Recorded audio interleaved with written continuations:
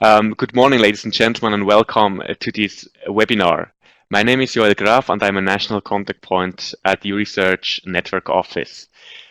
Today, we are going to discuss opportunities for the social sciences and humanities within Horizon 2020, and we will have a focus on collaborative research projects. And we will talk about Societal Challenge 6, and other programs, but the focus will be on that one program, the Societal Challenge 6 Inclusive Societies. Some technical issues. This webinar will be recorded and we will upload it afterwards on the Euresearch YouTube channel. And you will receive also a presentation after this webinar, my presentation and also the presentation of our guest speaker. And there you will have also the links to the web resources. So let's come to the agenda of the day.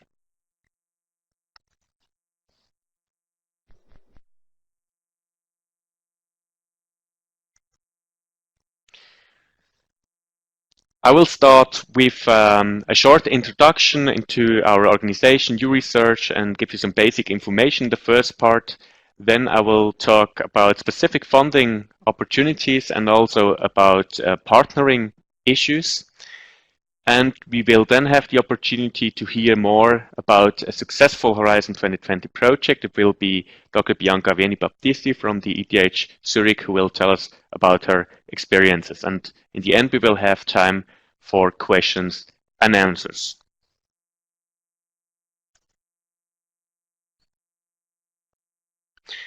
I would like to start with a first poll about your academic and professional background. So please just fill in with a couple of words what your background is so that we have a bit an overview of the participants.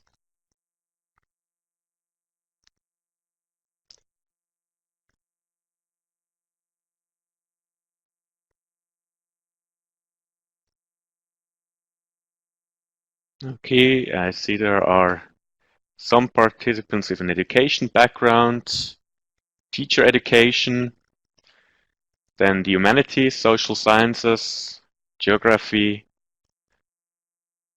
so a wide range of different disciplines.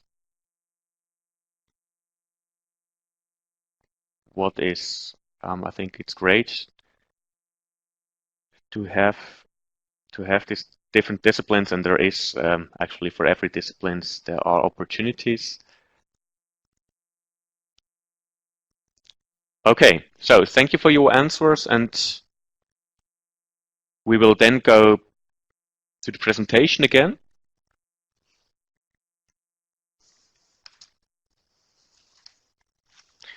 A couple of words about our Euresearch Network. We are contracted by the Swiss State Secretariat for Education, Research and Innovation, and the main task of our network is to inform and advise on the European Research and Innovation Programme, and in particular to inform about Horizon 2020. The network is composed of a network office in Bern and regional offices all over Switzerland. The first entry point for researchers and companies are often the Euresearch offices in the regions. They will give you an overview of the different opportunities within Horizon 2020, a general overview. And if you are a researcher at the university, they will also support you with the application procedures and the grants administration. If you are working for a company, the company advisors at the research offices in the regions will be happy to attend you. Then we have the network office, where I am based as well. There are the so-called national contact points, and we as national contact points are responsible for specific thematic areas within Horizon 2020. So I am, amongst others, responsible for this Societal Challenge 6 we'll talk later about. And we are in close contact with the European Commission and can therefore provide first-hand information to you. Well, the main message here is that there is no wrong entry point. Just contact any of us, contact your office in the region or directly contact the national contact point, and we might then also forward your requests to the person best suited to answer your question.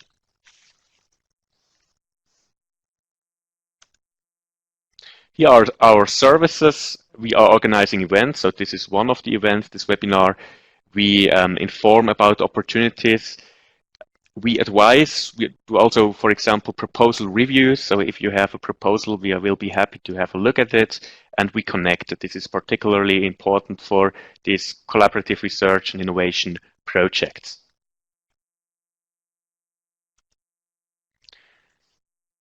Let's now have a look at the global picture of Horizon 2020. So Horizon 2020 started in 2014 and it will run until, as the name states, 2020. So next year are really the very last opportunities to submit a proposal in Horizon 2020. And then from 2021 on, there will be a new program called Horizon Europe. If you look at the opportunities for researchers and other stakeholders with a background in the social sciences and humanities, there are different programs, and as I already stated, there is the Societal Challenge 6 program in the pillar Societal Challenges. It's called Europe in a Changing World, Inclusive, Reflective and Innovative Societies. Inclusive Societies is an abbreviation. And we have another program which I will talk about a bit afterwards. Is the Science Driven for Society program, which focuses on issues such as science communication, gender, ethics in research, and so on. I think those are the two most important programs for collaborative research. Of course, there are also the ERC grants and there are the Marie Sklodowska-Curie actions. Those are bottom-up programs. You probably know both of them. Here, as an SSH researcher, you can also submit proposals, but this won't be the focus of the day. So I won't talk about the ERC and the Marie Sklodowska-Curie actions. If you have any questions there, just go to our website or contact the colleagues, the national contact points that are responsible for those programs.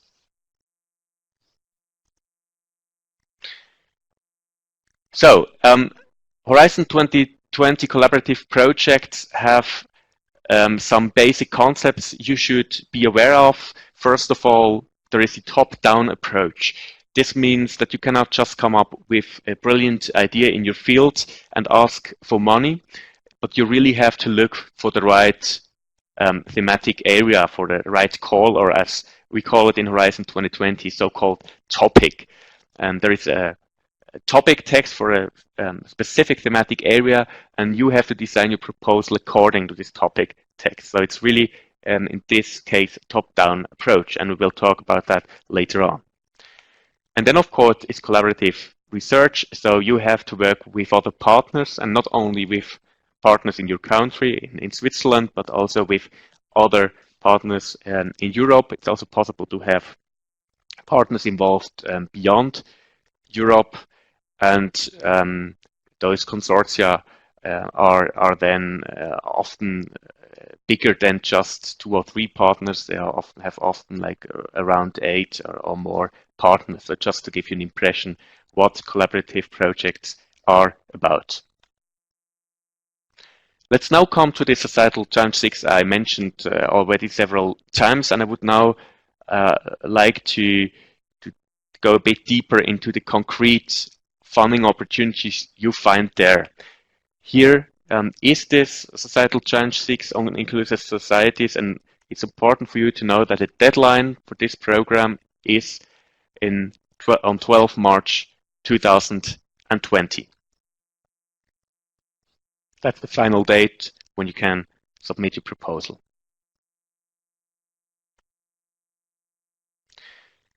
We have the work program, which has different calls, and within this call there are different topics.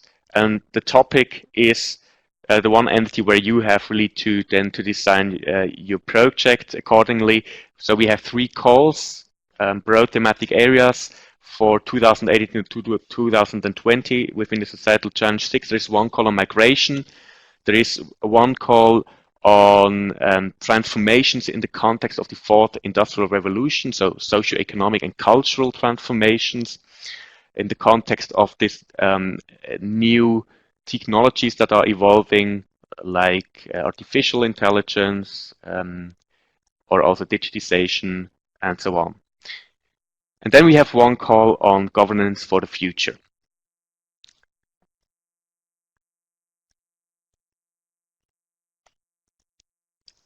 Just for you to let you know that you will find the topic text, the full text of those topics, either in the work program I just mentioned, and I will send you also the link to this work program, or you can directly go to the Funding and Tenders portal. This Funding and Tenders portal is very important because it's the main portal of Horizon 2020. There you find, again, all the funding opportunities, the partnering opportunities. I will come back to that later on as well. And you find the topic text. So just for you to know that there you will have all the information. Let's now go to the different calls and the different thematic areas. Within this webinar, we don't have the time to go to every single topic. So what I am trying to give is an overview of the different thematic areas and whether it's just one topic or whether there are several topics in the thematic areas. And then, of course, if you are interested in more information, just go to the concrete topic text or also contact me directly. I will be happy to attend you then.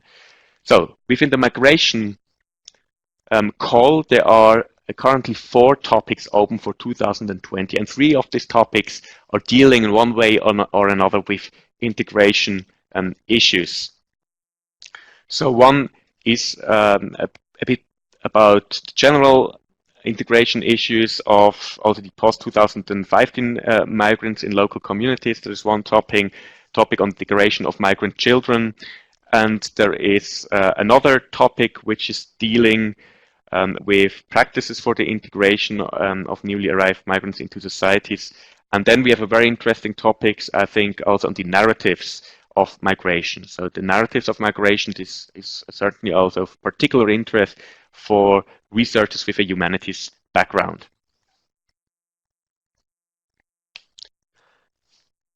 The second call, the societal and cultural transformations in the context of the fourth industrial revolution. Here we have quite a lot of topics. We have several topics on cultural heritage. We have also 2 topics on questions of how new technologies have an impact on society. We have 2 topics on education, so this is certainly of interest for the universities of teacher educations, or also for researchers with education background, or also for other stakeholders, for schools and so on, that can apply under this topic. We have one specific topic for digital humanities, and one topic on the media landscape, which I think is also quite interesting. So new media that are evolving and the impact on European society. And we have one topic on public services here.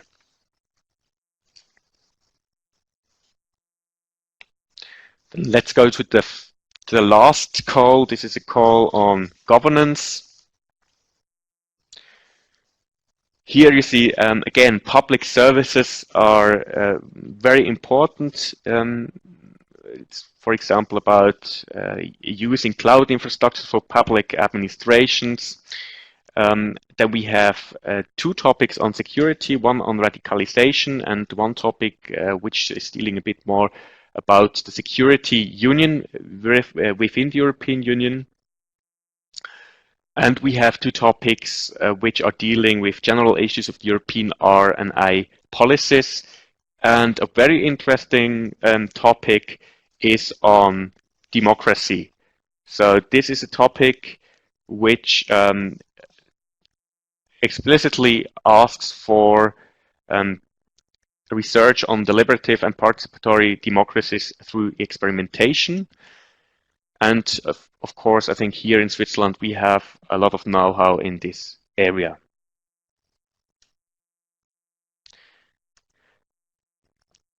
So what is this topic text about? Here, just an example what a topic text is looking like. So for you to know what I'm talking about, we have here this example of the Transformations 10-2020 on evolving European media landscapes and Europeanization.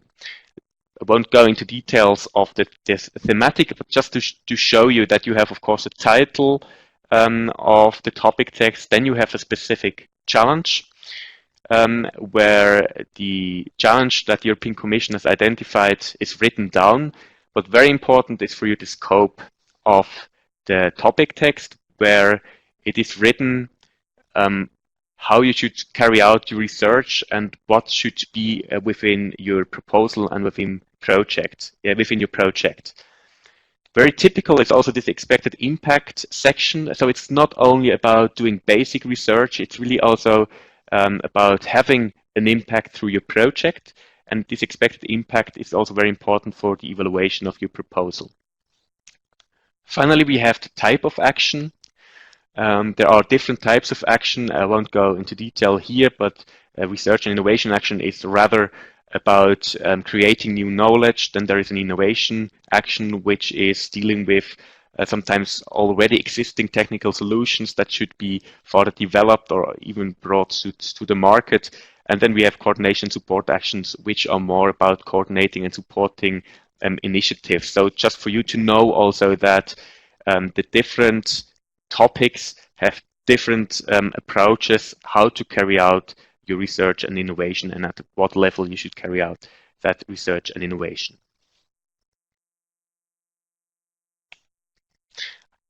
I would now like to go to the Science with and for Society program I already mentioned in the beginning. If you look again at the global picture of Horizon 2020 with all the different programs, we see that the Science with and for Society program is cross-cutting. That means it is important for all the other programs. Here we have issues on gender, on science communication, and so on. Important is that there is a deadline on 15 April in 2020. So it's a bit later than the Societal Challenge 6. So if we look in detail what this Science with and for Society program, it's also called the SWOS program, is about, as I already mentioned, we see that it's about gender, it's about ethics in research innovation, also responsible research and innovation. There are different topics on citizen science, on science education, and so on. Just for you to know that there are also interesting topics for the social science and I think also for humanities to be found in the Science with and for Society program. By the way, if you would like to have more information on this specific program, we will have another event here in Bern, which is actually not a webinar, but it's really an event where you have to come to Bern, so the Euresearch office on 29 of October, and there are 3 open places left, so it would be great to see you there. Okay, and then I would finally like to mention funding opportunities in all the other Horizon 2020 programs. So there is really this idea of the European Commission to have an integrating SSH approach, so integrating the social sciences and humanities in all the other program is a specific target of the European Commission. This means you will find in all the other program some topics that are dealing specifically with the social sciences and humanities. So for example, in the ICT program, if you have a topic on robotics and elderly people, of course you need also social scientists in order to monitor the needs of these elderly people. And the same is for energy. If it is about behavior in energy, then you need psychologists and so on. So you will find in all programs some topics which could be of interest to you. In total, there are more than 150 Horizon 2020 topics explicitly flagged as relevant for the social sciences and humanities. Most of them are to be found in the Societal Challenge 6 I presented and in the Science with and for Society program, but in all the other programs you will find also topics. If you are interested in an overview, please have a look at this document. This is a document on the opportunities for researchers from the socioeconomic sciences and humanities in all Horizon 2020 programs, and you will receive the link to this document also in the follow-up email I will send to you.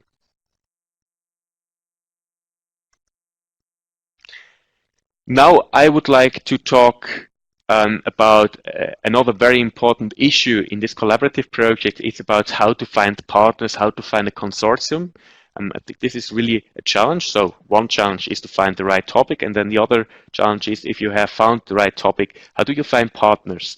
And there is a very important decision you have to make at the very beginning of a project, and this decision is whether you would like to lead the consortium, if you would like to be the coordinator, um, or if you whether would like to be rather would like to be a partner within a consortium. And I think if you are rather a newcomer, then it's really interesting to start as a partner, and then of course you have to find a coordinator, someone who is willing to take you aboard and to have your expertise included in a project. I would now like to share my screen in order to show you some opportunities on the web that could be of interest for partner search.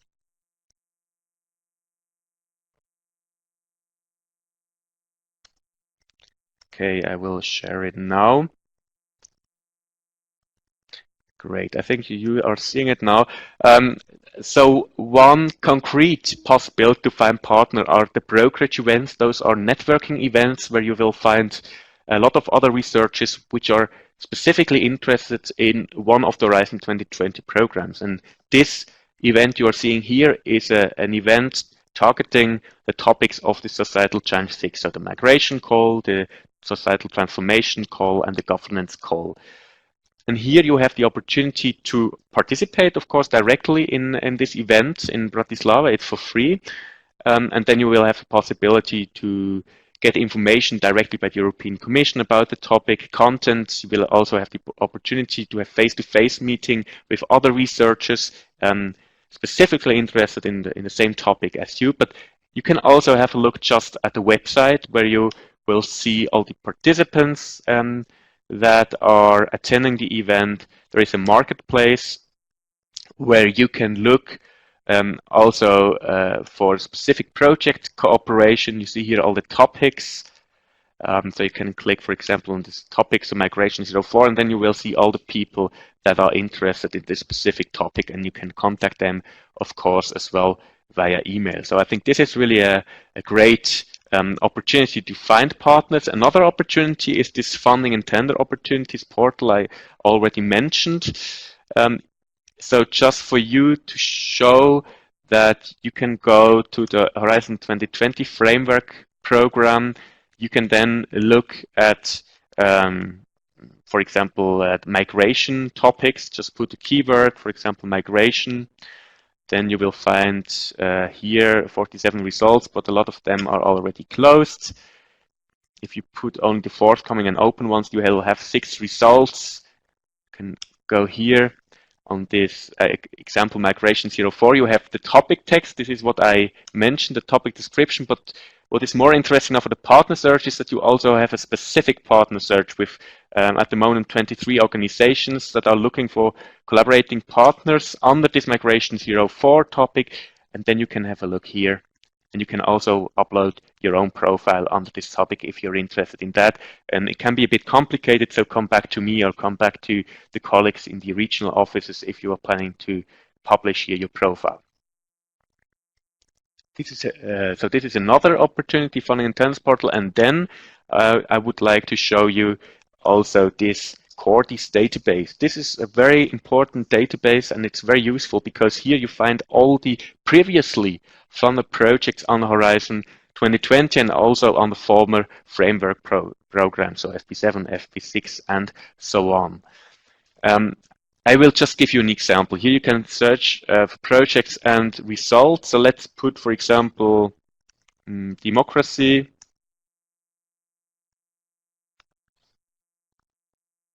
And then, okay, you see it, there are 950 results for democracy. So let's maybe put youth, also democracy and young people, for example. Okay, 122 results, a lot of different projects. So here, for example, there's the Eureka project, and you can see that it's coordinated in Switzerland. It's on reinventing democracies in the context also of young people. You can click on it.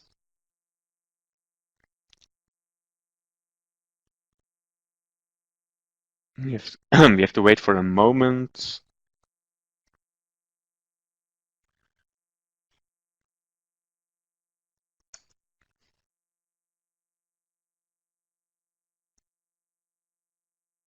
So apparently it takes some time. Let's try it again.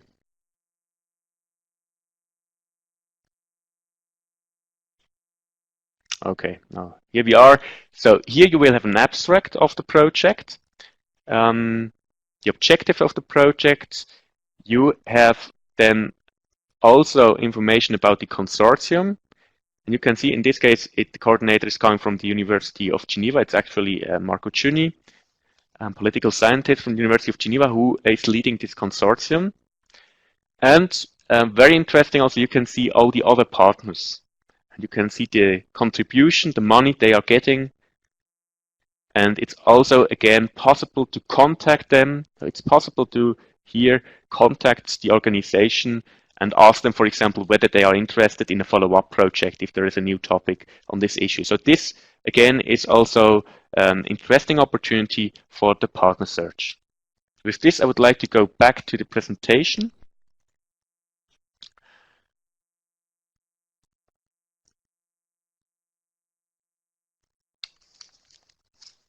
Okay, again, here, the different opportunities we have just seen. And then we are coming to our guest speaker. And it's really a pleasure to welcome Bianca Vieni Baptista, who is a postdoctoral researcher at the Transdisciplinarity Lab of the ETH Zurich. So Bianca focuses on the study of interdisciplinarity and transdisciplinarity knowledge production processes. And she was an associate professor at the Universidad de la República in Uruguay. She was also a postdoctoral researcher at the Leuphana Universität at Lüneburg in Germany. And she's currently working on the project ShapeID, Shaping Interdisciplinary Practices in Europe. And this project has received funding in 2018 under the Horizon 2020 Societal Change 6 program. So this is a concrete example of a funded Horizon 2020 program. And Bianca, the floor is yours. We are looking forward to your presentation. Thank you very much, Joel. Thank you very much for the invitation. I'm very honored to be here today and try to share some of the work we have done with this project, and to further maybe exchange with the participants. So, well, after this nice presentation, I can start with my talk, and in the minutes I have, I will briefly go through 4 points that were suggested by Joel for this morning. So the first point would be to talk about this ShapeID project and what we are doing, and sharing with you how things are going for us. The ShapeID project was mainly, or is mainly, working on a paradox. I mean, on one side we have this interest in development of inter and transdisciplinary research.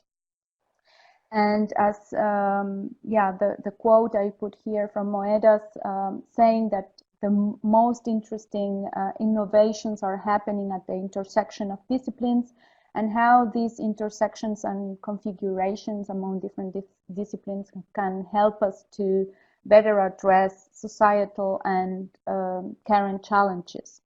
And on the other side, we also have, or the European Commission has already acknowledged, recognized the fact that social sciences and humanities need to be mainstream, and they are essential element for these challenges, to address these challenges.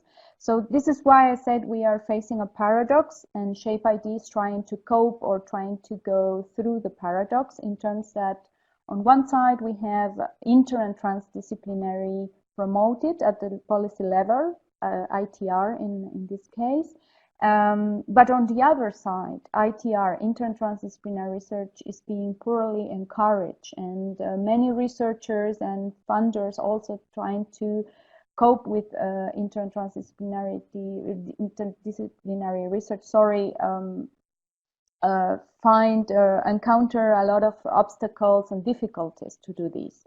And we want with ShapeID to try to address how this is being doing and why at an institutional level ITR is still not mainstream, is it still poorly encouraged, as I said. So for this we have our project, a 2.5-year action, trying to address the challenge of improving inter- and transdisciplinary research, but also trying to better address the challenge of integrating AHSS disciplines, so arts, humanities, and social sciences, among them, but also primarily with STEM-based disciplines, so with science, technology, engineering, and mathematics. For this, we have several set of actions that we will develop that I will briefly present to you, but these are mainly recommendations for the Commission. Also, the development of a toolkit and some guidance like a framework that I will show you afterwards for policymakers, funders, and also researchers. This is the consortium. It's not a very big consortium, but it's a very interesting one. I am, as Joel already said, affiliated to the Transdisciplinarity Lab at ETH Zurich. And the main coordinator of this project is Professor Jane Ohlmeyer, based in the Trinity Long Roomhab Institute for Arts and Humanities in Dublin. Here I want also to mention one interesting aspect and challenging aspect of our project, that is the audience we are trying to target, to get to. And it's not only the European research area, policymakers and funders, but also, of course, researchers, and also institutions, organizations dealing with inter and transdisciplinarity. And if possible, those who are named by us as research users, so civil society, cultural sector, and citizens. I will not have time to go through all the objectives of our project. This is just to mention that we are aiming 5 main actions, as I said, goals. And this at the end will be useful, as I said, to try to get not only a network of stakeholders and policymakers dealing with inter and transdisciplinary research, but also trying to better connect researchers into this network. And for this, we are using, as I said, we are developing, as I said, a set of recommendations and toolkit and workshops that I will go to describe with this next slide. So here is the project organization. We have 6 work packages. So the work package where I'm working mainly right now, it's work package 2, and we call it integration evidence scanning because we want to develop a literature review and a survey. And I will speak a bit more on this, on how this is currently being developed. Then another interesting aspect of the project is that we want to validate all this scanning exercise through the development of 6 learning case workshops, as we call them. These are 6 specific workshops dealing on societal challenges in 6 different European cities. And here we want, as I said, to validate, to have the opportunity of working with the stakeholders to co-produce and try to test some of the empirical data that we get from the survey and the literature review, and to move forward, as I said, for these recommendations. Then we also have, I mentioned it several times right now, a validated knowledge framework or taxonomy. This is a tool that we want to produce to also synthesize the whole complex environment and setting that we are finding in terms of how AHSS can be better integrated in inter and transdisciplinary research. So this will be mainly, as I said, a taxonomy to have there all the necessary elements, and not only conceptual, but maybe also methodological, to improve AHSS integration. And last but not least, we will try to develop a toolkit. This is mainly guided for stakeholders, but also for researchers, on how to develop this kind of integration, and of course some policy briefs to have a better communication with, as I said, policy funders. So how the TD Lab, the Transdisciplinary Lab, got involved in this consortium, and what was the motivation? The TD Lab, for those of you who might not hear from it, it's a transdisciplinary small center based in ETH Zurich, and the main mission is to develop educational but also research approaches to cope with complex problems, especially with those related to sustainable development. But one of the main research streams that the lab is currently developing has to do with this, with advancing methods and theories for inter and transdisciplinarity. And that's mainly supervised by Dr. Kristen Paul, and that's exactly where I'm working at the moment.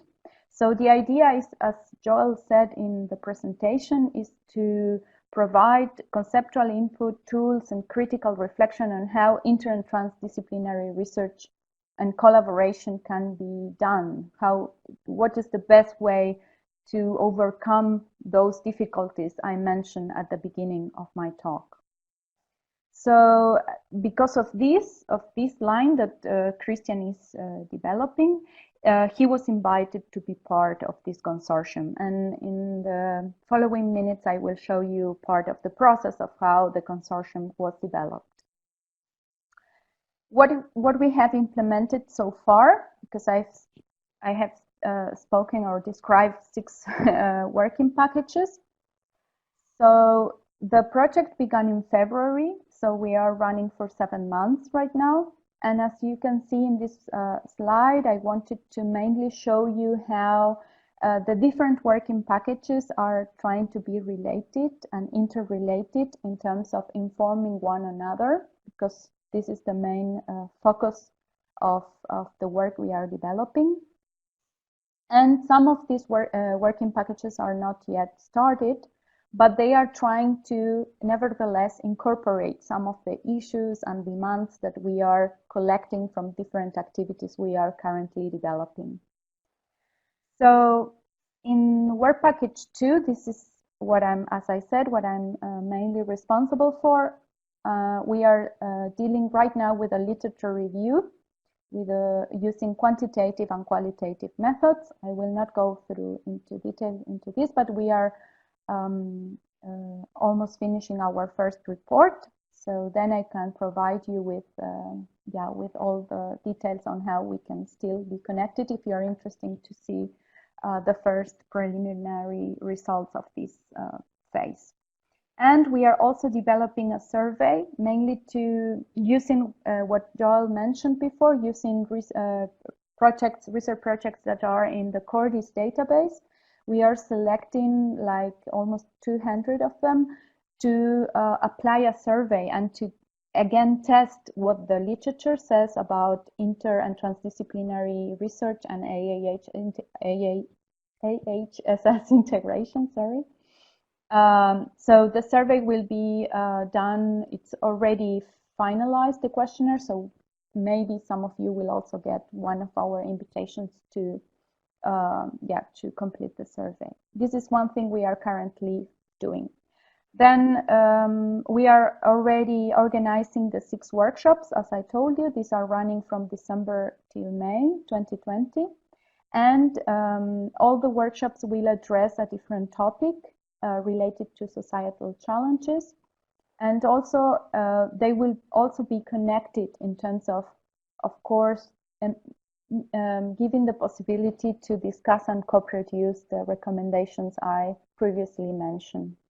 The other thing we are also doing right now is this framework, knowledge framework or taxonomy, especially in creating synergies with the literature review and the survey, informing our colleagues in charge of the taxonomy. And of course, from day one, we are developing a set of different dissemination activities. We have a newsletter, we have a website, blogs in several, posts in several blogs, and social network also dissemination.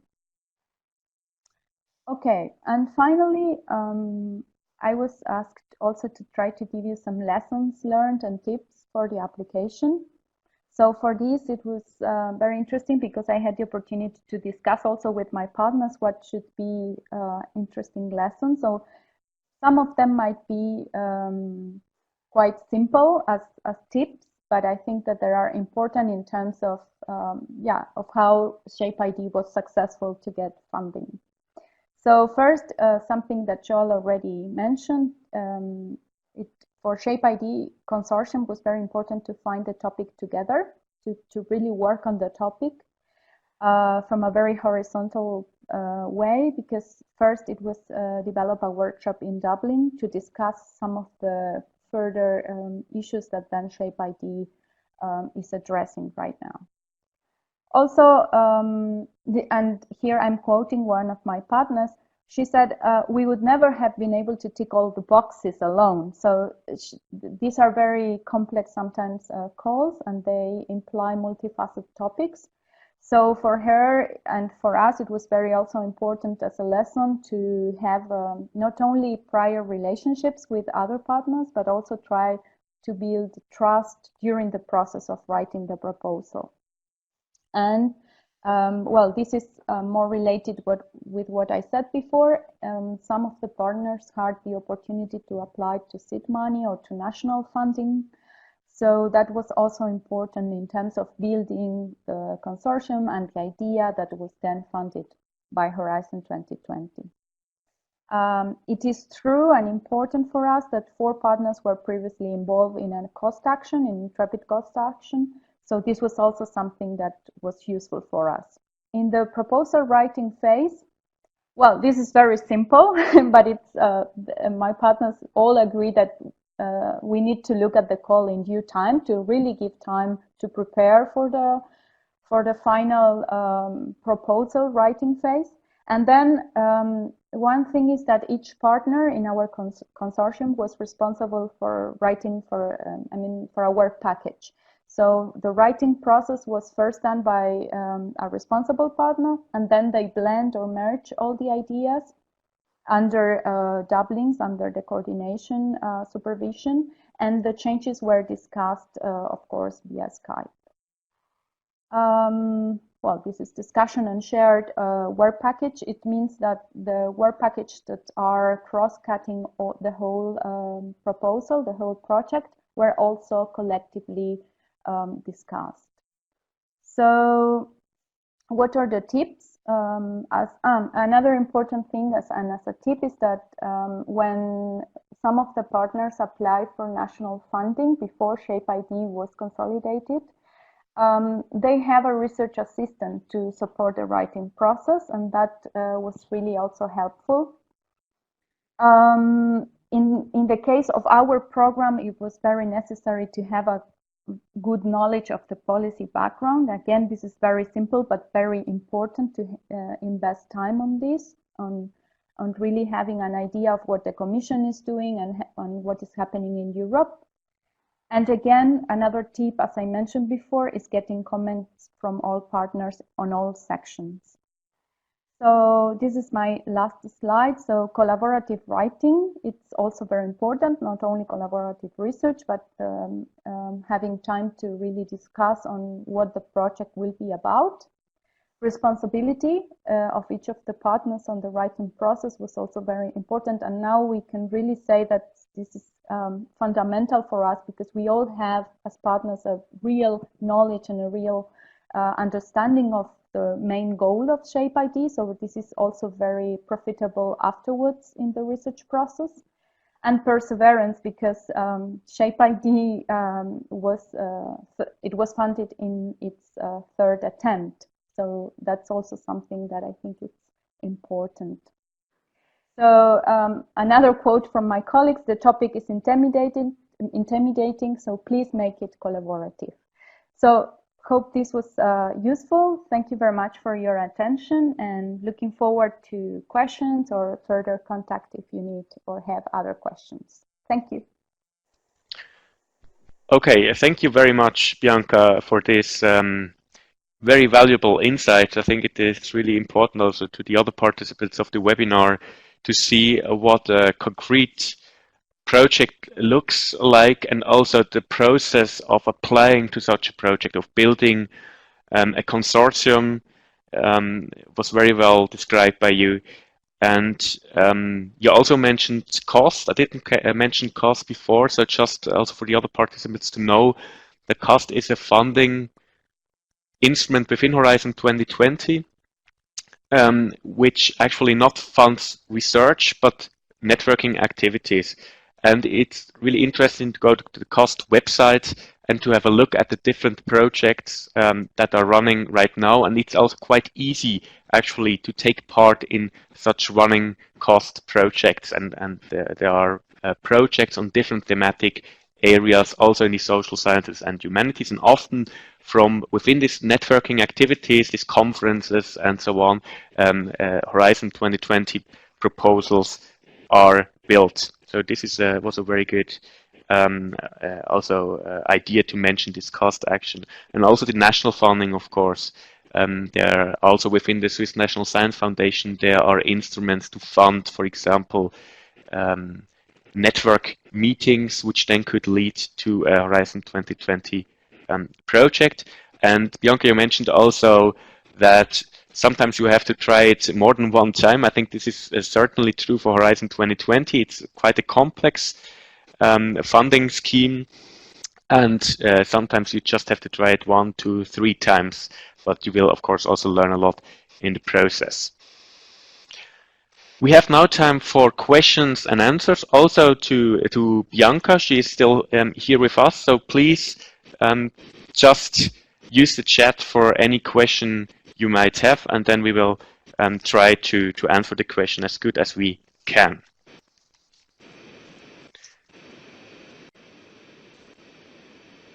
Okay, we have a first question. Given the requirement to start early, work collaboratively, and build trust, is there enough time to work on proposal for March, April 2020? Very good question. If you start right now, let's say as a coordinator, then I think there is still enough time. But we say normally you really need half a year to build the consortium and to write a proposal.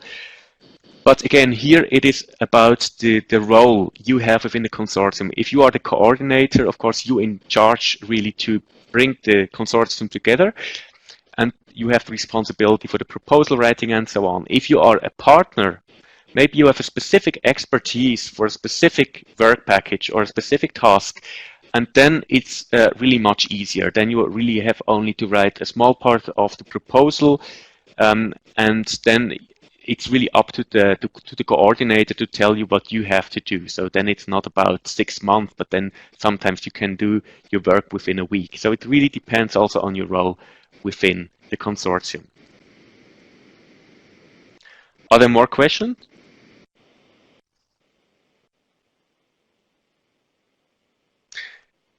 Why first try national funding? So I think this is something Bianca has to answer. From my part, I just could say that sometimes it really makes sense to go rather to, in the case of Switzerland, the Swiss National Science Foundation, because Horizon 2020 is maybe too complex, too big. But of course, there are also projects you cannot fund with the Swiss National Science Foundation. The big advantage of this Horizon 2020 collaborative projects is that you can really work with all academic disciplines, but also with stakeholders which are not within based within the academic discipline. So with NGOs, we have a lot of companies in Horizon 2020, with also the public administration and so on. So this is just to say that national funding is interesting, but sometimes it's not possible to have a transdisciplinary project funded on a national level. So Bianca, maybe you can follow up on that. Yeah, but I do agree with you. The suggestion was mainly because some of the partners did not work together before. So this small seed funding or national funding gave them the possibility of knowing each other, of finding the real interest on the project. So, but yes, it's true that sometimes it's not possible and to do that because of the characteristics of the national funding. So in this case, the the example I gave was mainly funded in Ireland, in Dublin. So for us, it was like even easier to share that small seed funding because they have a bit more of open calls or small calls for specific actions. As for example, for writing a proposal, they have a seed funding scheme. So that's what I meant. I'm sorry if it was too fast for a short presentation to introduce this idea. No, I think it's perfect, your explanation now.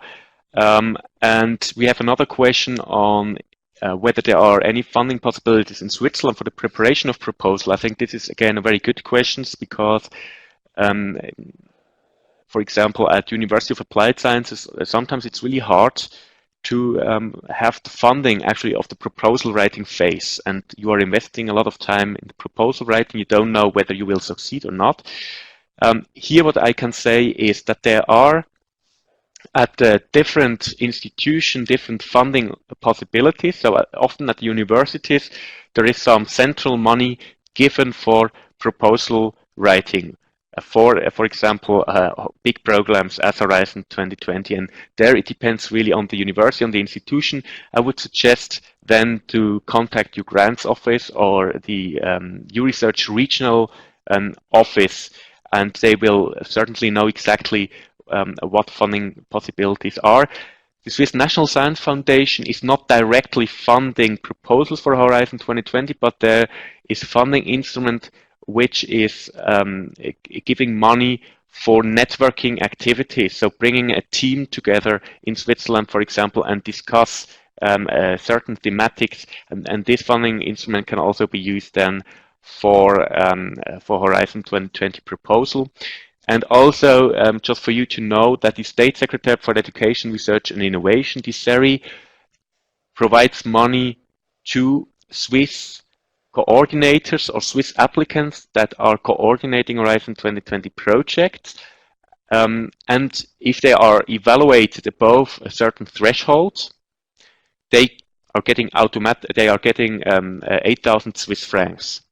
And this money is given to all the projects that are above an evaluation threshold, even though the projects are finally not funded by the European Commission. And if your project is funded, you will also get this 8,000 Swiss francs. So this is another possibility.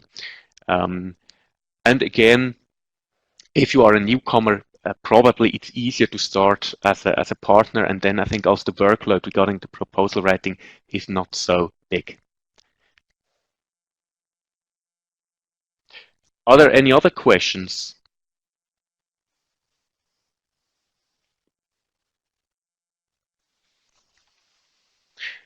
So Bianca, maybe you can you could tell us the difference between inter and transdisciplinarity, or what you mean by that, because I think it's maybe not clear to everyone. Just also for the participants to know what your project is actually about, very shortly. Yeah, sure. Thank you for the question, Joel. We are trying also to map the different understandings on inter and transdisciplinarity because there are quite a few of them. I will just give you a very simple difference, but maybe some of the participants have a different definition in their minds, and that it's totally correct. So interdisciplinarity is mainly it's working collaboratively among different disciplines, trying to create a common ground and how to cope with more multidimensional complex problems in the interface of different disciplines. And when we speak about transdisciplinary research, is mainly in Switzerland. We are thinking of, and in other European countries, but we are thinking of working with stakeholders, with actors, social actors outside academia mainly, trying to develop a research approach that also deals with complex and multidimensional problems, but that it is based on co-production. So these actors are also participating in the process of developing the question and developing the different research phases.